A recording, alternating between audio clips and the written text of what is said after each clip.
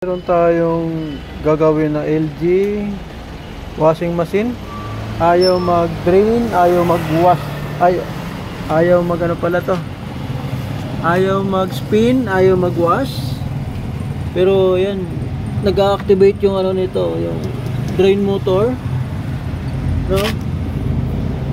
Kapain natin dito sa ilalim yung kanyang ano, motor. So nanginginig yung motor, oh, at mainit, ibig sabihin may kuryenteng pumasok sa kanya, pero ayaw mag-start. So andito yung kanyang capacitor. So ito yung ating titingnan muna. So unplug muna natin, tapos tanggalin natin yung capacitor.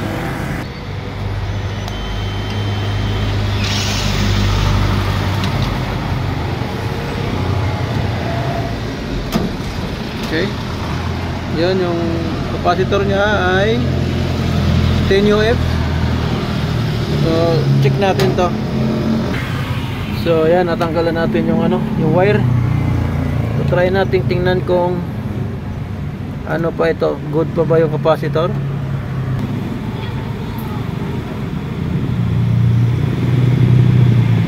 So wala na, oh, 0.75 nanofarad na lang. So palitan natin ang capacitor, tapos testing natin. Ayan, ikakabit muna natin yung ano, yung ating pamalit na capacitor, na ang value po niyan ay ano, 10 microfarad, no? So ito po ay ano lang, hindi katulad nung isa na may ano, may socket, kaya ito ay naka-splice po siya. Babalutin na lang natin yan ng ano, ng electrical tape para ma-insulate yung ating pinagdugtungan ng wire.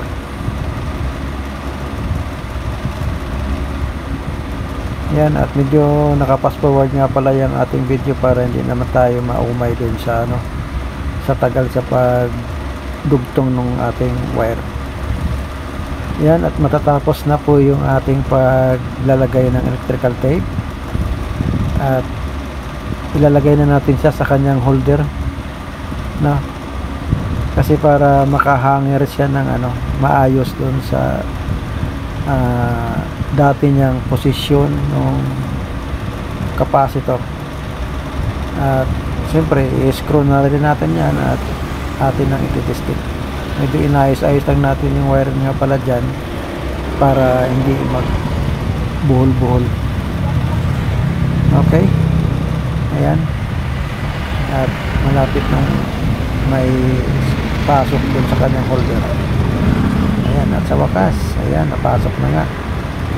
Kakabit na natin sa kanyang butas at i-screw na natin. Okay, testing natin.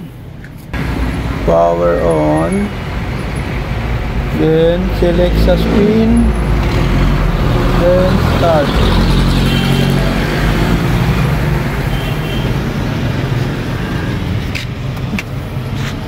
Ayan, pinila na niya yung ano.